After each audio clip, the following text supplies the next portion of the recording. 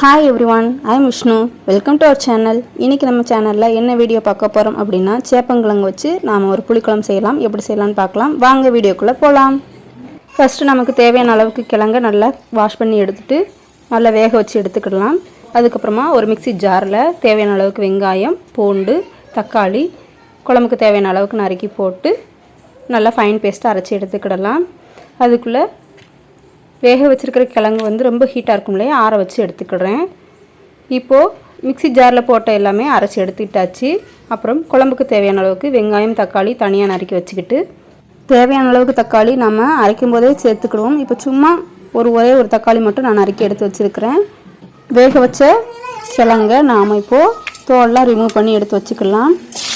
அடுப்பில் ஒரு பாத்திரத்தை வச்சு தேவையான அளவுக்கு ஆயில் சேர்த்துக்கோங்க. கூடவே வெந்தயம், கடுகு தாளிக்கிறதுக்காக சேர்த்துக்கோங்க. சேர்த்துக்கப்புறம் நறுக்கி வச்சுருக்கிற வெங்காயம், கருவேப்பிலை இருந்தால் கருவேப்பிலை போட்டு நல்லா வதக்கி விடுங்க. வெங்காயம் ஓரளவுக்கு நல்லா வதங்கட்டும். வதங்கினதுக்கப்புறமா நறுக்கி வச்சுருக்கிற ஒரு தக்காளியை ஆட் பண்ணிக்கலாம். இப்போது தக்காளி சீக்கிரமாக வதங்குறதுக்கும் போது குழம்புக்கு தேவையான அளவுக்கு உப்பு நான் சேர்த்துருக்கிறேன். சேர்த்து நல்லா வதக்கும் போது சீக்கிரமாக வதங்கிடும். இப்போ ஓரளவுக்கு தக்காளி வதங்கிட்டு இருக்கு. இந்த சமயத்தில் குழம்புக்கு தேவையான அளவுக்கு மசாலா வந்து நம்ம சேர்த்துக்கிடலாம். குழம்பு மிளகாய் தூள் தேவையான அளவு, அப்புறம் மஞ்சள் தூள், ஆல்ரெடி நம்ம உப்பு வந்து சேர்த்துக்கிட்டோம். மிளகாய் தூள், மல்லித்தூள் தேவையான அளவுக்கு எல்லாமே நான் சேர்த்துருக்குறேன். மசாலா ஸ்மெல்லு போகிற வரைக்கும் நல்லா வதக்கி விட்டுட்டு அப்புறமா நம்ம அரைச்சி வச்சுருக்கிற பேஸ்ட்டை வந்து இதுலேருந்து ஆட் பண்ணிக்கலாம். அரைக்கும் போது நம்ம தக்காளி, வெங்காயம், பூண்டு, கருவேப்பிலை இருந்தாலும் கருவேப்பிலை, மல்லி இலை கூட சேர்த்துக்கிடலாம். அதை அரைச்சி ஃபைன் பேஸ்ட் ஆக்கினதை இப்போ நான் வந்து இதோட சேர்த்துக்கிறேன். சேர்த்து நல்லா மிக்ஸ் பண்ணுறேன் பாருங்கள். இப்போது இந்த தக்காளி பேஸ்ட் வந்து நல்லா வதங்கட்டும்.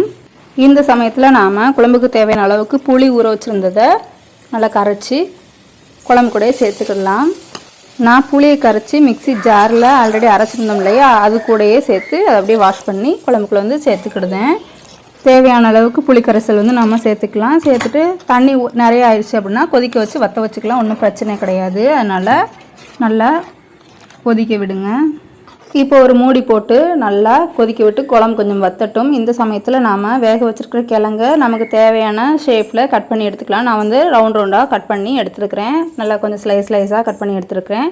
அதுக்கப்புறம் தேவையான அளவுக்கு மல்லி இலை வந்து கட் பண்ணி வச்சுருக்கிறேன். குழம்பு நல்லா கொதிக்குது. குழம்பு கொஞ்சம் வற்றின சமயத்தில் இப்போது இந்த கிழங்கு நம்ம நறுக்கி வச்சுருக்கிற கிழங்கு வந்து உள்ளக்க அப்படியே கொஞ்சம் கொஞ்சமாக ஒன்று ஒன்று ஒட்டாமல் உதுத்து விட்டு சேர்த்துக்கிடலாம். எல்லா கிழங்கையும் சேர்த்ததுக்கப்புறமா கொஞ்சமாக கொதிக்க விட்டால் போதும். அந்த சமயத்தில் குழம்புக்கு தேவையான அளவுக்கு டேஸ்ட் இருக்கான்னு சொல்லி டெஸ்ட் பண்ணிக்கலாம். உப்பு வரப்பு எதுவும் கம்மியாக இருந்தது அப்படின்னா இந்த சமயத்தில் சேர்த்துக்கிட்டோம்னா கொதிக்கும் போது பச்சை வாசம் இல்லாமல் போயிடும். இன்னும் குழம்பு கொஞ்சம் டேஸ்ட்டாக வேணும் அப்படின்னா ஃபைனலாக ஒரு 4-5 பூண்டு பல்லை நறுங்க தட்டி கொதிக்கிற குழம்புல போட்டு விட்டு அது கொஞ்சம் நல்லா கொதித்து பச்சை வாசம் போகிற வரைக்கும் கொதித்தாலே போதும். இன்னும் நல்லா மணமாக இருக்கும் குழம்பு. ஃபைனலாக பொடியை நறுக்கி வச்சுருக்க கொத்தமல்லி இலையை நாம் குழம்புக்குள்ளே சேர்த்துக்கிடலாம்.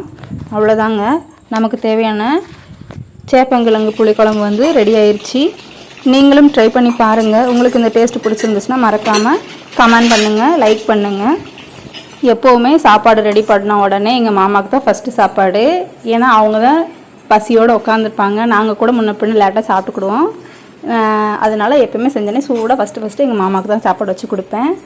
அவங்களுக்கு தான் இப்போ நான் வச்சிட்ருக்கேங்க. நான் போடுற வீடியோஸ் உங்களுக்கு பிடிச்சிருந்துச்சுன்னா மறக்காமல் சப்ஸ்கிரைப் பண்ணிக்கோங்க. தேங்க்ஸ் ஃபார் வாட்சிங்.